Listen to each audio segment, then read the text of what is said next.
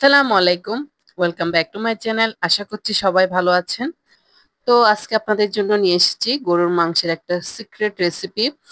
আর যে recipe follow করে যদি আপনারা রান্না করেন তাহলে আপনাদের গরুর মাংসের রান্নাটা হবে সবচেয়ে বেশি টেস্টি এবং একবার রান্না করে খেলে আবারও রান্না করতে চাইবেন। এতটাই মজা এই গরুর মাংসের রান্নাটা। আশা করছি পুরো ভিডিও জুড়ে আমার সাথেই থাকবেন। এরকম আরো ভিন্নধর্মী রান্নার রেসিপি পেতে চাইলে আমার চ্যানেলটা প্লিজ সাবস্ক্রাইব করবেন আর পাশে থাকা বেল আইকনটি অন করে দিবেন। আর যদি ভিডিওটা ভালো লেগে যায় তাহলে লাইক কমেন্ট শেয়ার করবেন। তো চলুন মূল আয়োজনে যাই।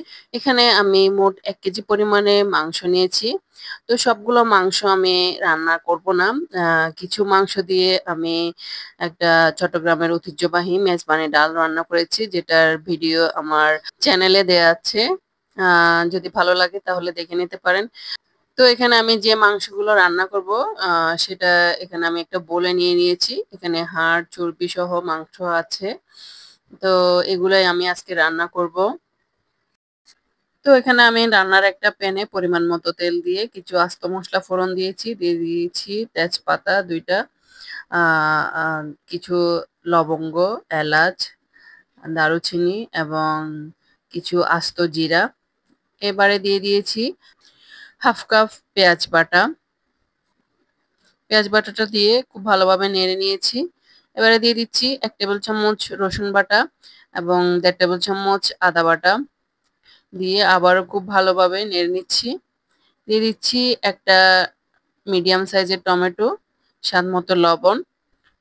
আপনারা চাইলে টমেটোটা স্কিপ করতে পারেন, কিন্তু আমি দিই রান্নাতে, তাতে এই রান্নার টেস্টটা ভালো আসে। দিয়ে দিচ্ছি 1 টেবিল চামচ হলুদ গুঁড়া, 2 টেবিল চামচ লাল মরিচ গুঁড়া, 1 টেবিল চামচ ভাজা জিরার গুঁড়া, 1 টেবিল চামচ ধনিয়ার গুঁড়া আর একটা সিক্রেট মশলা। এখানে আমি নিয়ে নিয়েছি কিছু পেঁয়াজ বেরেস্তা, কিছু আস্ত মশলা এর মধ্যে আছে। 3-4টা এলাচ, দারুচিনি, লবঙ্গ, তেজপাতা এবং কিছুটা জয়ত্রী। সবগুলাকে আমি একটা ব্লেন্ডারে পেস্ট করে নিব। এই যে আমি পেস্ট করে নিয়েছি, এখান থেকে আমি এখন রান্নাতে ইউজ করব। আমি 1.5 টেবিল চামচ পরিমাণে পেস্ট ইউজ করেছি এখানে। আবারও সবগুলো উপকরণকে খুব ভালোভাবে নেড়ে নিলাম।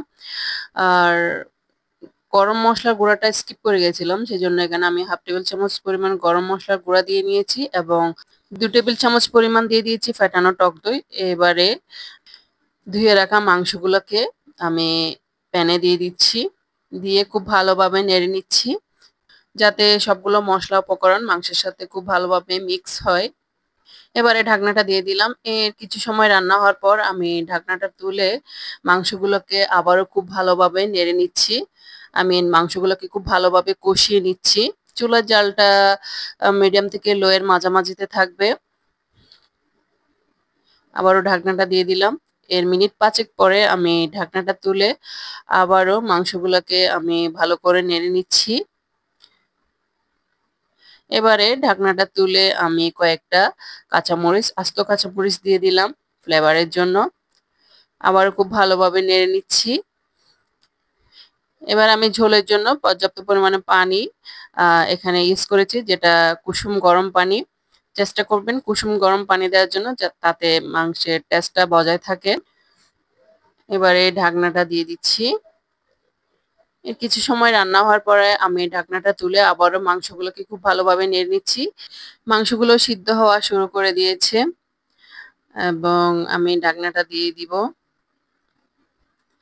ঢাকনাটা দিয়ে আমি মিডিয়াম থেকে লো এর মাঝামাঝিতে 30 মিনিট পরিমাণে মাংসগুলো রান্না করব। তো ফিরছি 30 মিনিট পর। ঝোলটা অনেকটাই টেনে এসেছে এবং মাংসগুলো অনেকটাই সিদ্ধ হয়ে গিয়েছে।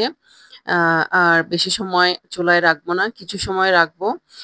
তো এই পর্যায়ে দিয়ে দিচ্ছি উপর থেকে হালকা একটু গরম মশলার গুঁড়া এবং একটা শাহি ফ্লেভারের জন্য দিয়ে দিচ্ছি 1 টেবিল চামচ পরিমাণ ঘি।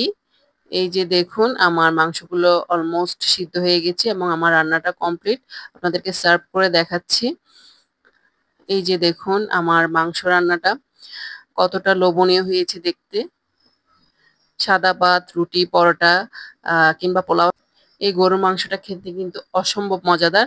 আশা করছি আমার আজকের এই সিক্রেট গরুর মাংসের রেসিপিটা আপনাদের ভালো লেগেছে। যদি ভালো লেগে থাকে তাহলে অবশ্যই লাইক দিতে ভুলবেন না। তো আজ এ পর্যন্তই, দেখা হবে অন্য আরেকদিন অন্য কোনো নতুন রেসিপির সাথে। ততক্ষণ পর্যন্ত ভালো থাকবেন, সুস্থ থাকবেন। আপনাদের সকলের সুস্বাস্থ্য কামনা করে এখানেই বিদায় নিচ্ছি।